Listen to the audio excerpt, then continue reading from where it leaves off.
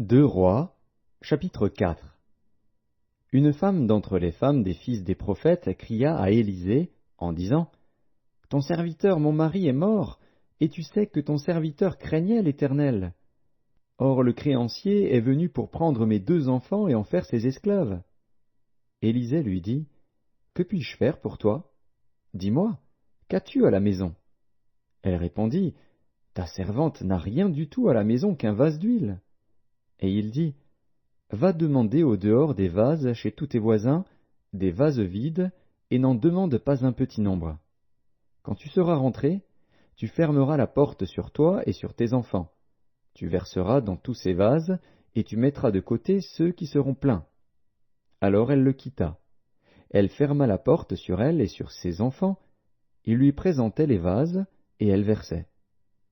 Lorsque les vases furent pleins, elle dit à son fils, « Présente-moi encore un vase. » Mais il lui répondit, « Il n'y a plus de vase. » Et l'huile s'arrêta. Elle alla le rapporter à l'homme de Dieu, et il dit, « Va vendre l'huile, et paye ta dette, et tu vivras, toi et tes fils, de ce qui restera. » Un jour Élisée passait par Sunem. Il y avait là une femme de distinction, qui le pressa d'accepter à manger. Et toutes les fois qu'il passait, il se rendait chez elle pour manger. Elle dit à son mari, « Voici, je sais que cet homme qui passe toujours chez nous est un saint homme de Dieu. Faisons une petite chambre haute avec des murs, et mettons-y pour lui un lit, une table, un siège et un chandelier, afin qu'il s'y retire quand il viendra chez nous. » Élisée, étant revenu à Sunem, se retira dans la chambre haute et y coucha. Il dit à Géasi, son serviteur, « Appelle cette Sunamite. » Géasi l'appela, et elle se présenta devant lui. Et Élisée dit à Géasi, « Dis-lui, voici, tu nous as montré tout cet empressement, que peut-on faire pour toi?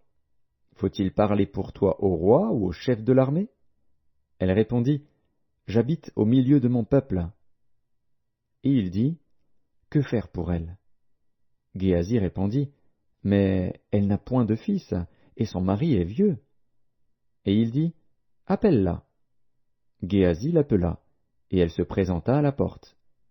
Élisée lui dit, « À cette même époque, l'année prochaine, tu embrasseras un fils. » Et elle dit, « Non, mon Seigneur, homme de Dieu, ne trompe pas ta servante. » Cette femme devint enceinte, et elle enfanta un fils à la même époque, l'année suivante, comme Élisée lui avait dit.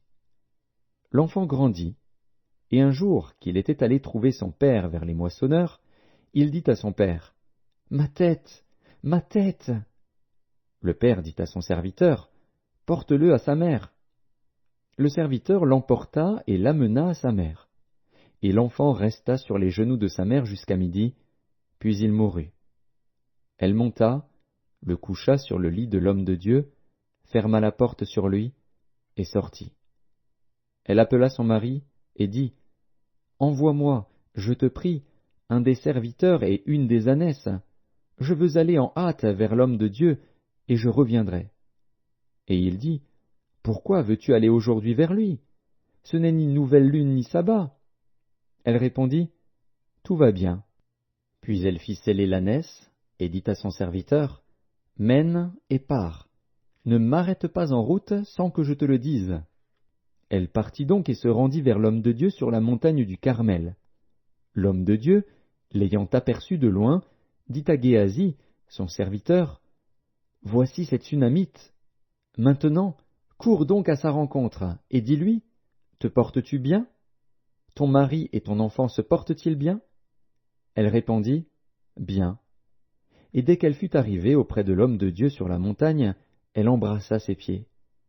Géasi s'approcha pour la repousser, mais l'homme de Dieu dit, « Laisse-la, car son âme est dans l'amertume, et l'Éternel me l'a cachée et ne me l'a point fait connaître. » Alors elle dit, « Ai-je demandé un fils à mon Seigneur?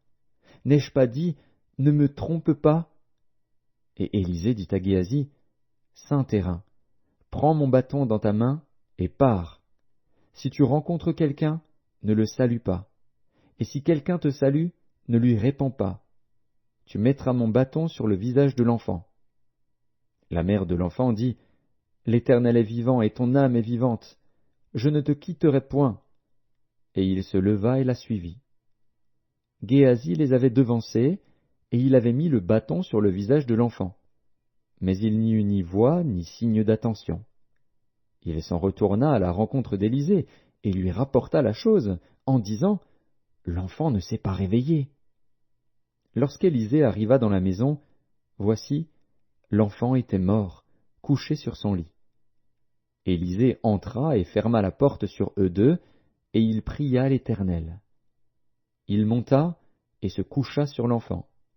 Il mit sa bouche sur sa bouche, ses yeux sur ses yeux, ses mains sur ses mains, et il s'étendit sur lui. Et la chair de l'enfant se réchauffa. Élisée s'éloigna, alla çà et là par la maison, puis remonta et s'étendit sur l'enfant. Et l'enfant éternua 7 fois, et il ouvrit les yeux. Élisée appela Géasi et dit « Appelle cette Sunamite. » Géasi l'appela, et elle vint vers Élisée, qui dit « Prends ton fils. » Elle alla se jeter à ses pieds, et se prosterna contre terre. Et elle prit son fils, et sortit. Élisée revint à Gilgal, et il y avait une famine dans le pays.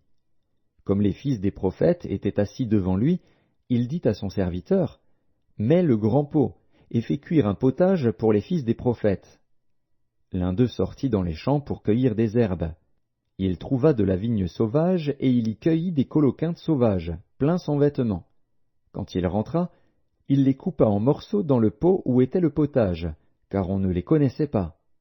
On servit à manger à ces hommes, mais dès qu'ils eurent mangé du potage, ils s'écrièrent « La mort est dans le pot, homme de Dieu !» Et ils ne purent manger. Élisée dit « Prenez de la farine. » Il en jeta dans le pot, et dit « Sers à ces gens, et qu'ils mangent. » Et il n'y avait plus rien de mauvais dans le pot. Un homme arriva de Baal-Shalisha. Il apporta du pain des prémices à l'homme de Dieu, 20 pains d'orge et des épis nouveaux dans son sac. Élisée dit, « Donne à ces gens, et qu'ils mangent. » Son serviteur répondit, « Comment pourrais-je en donner à 100 personnes ?» Mais Élisée dit, « Donne à ces gens, et qu'ils mangent. Car ainsi parle l'Éternel, on mangera, et on en aura de reste. » Il mit alors les pains devant eux, et ils mangèrent et en eurent de reste, selon la parole de l'Éternel.